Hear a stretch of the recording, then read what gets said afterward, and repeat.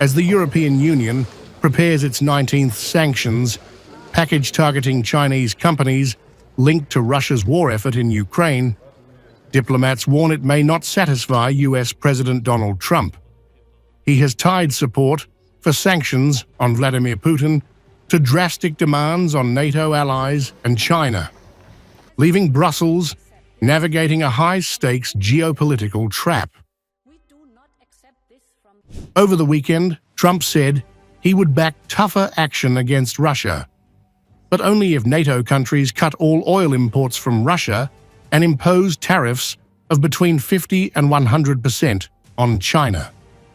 EU officials see these demands as largely impossible and suspect a strategy to shift responsibility onto Europe. Some of Trump's message makes sense.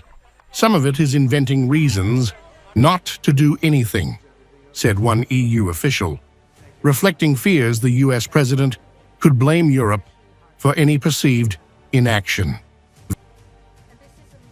Meanwhile, Chinese and US teams reconvened for a second day of economic and trade talks in Madrid.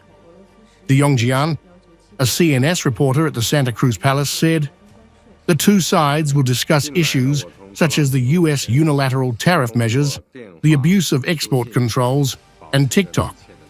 Trump also touted progress, stating, "I've reached a deal with China. I'm going to speak to President Xi on Friday to confirm everything up. We made a very good trade deal, and I hope good for both countries, but a very different deal than they've made in the past." China has pushed back hard against threats of tariffs. It is fully legitimate and lawful for China to carry out normal economic, trade, and energy cooperation with all countries, including Russia. The US has disrupted international trade rules. Coercion wins no hearts and minds.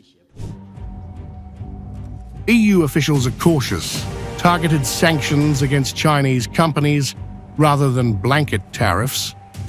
Enforcement remains challenging.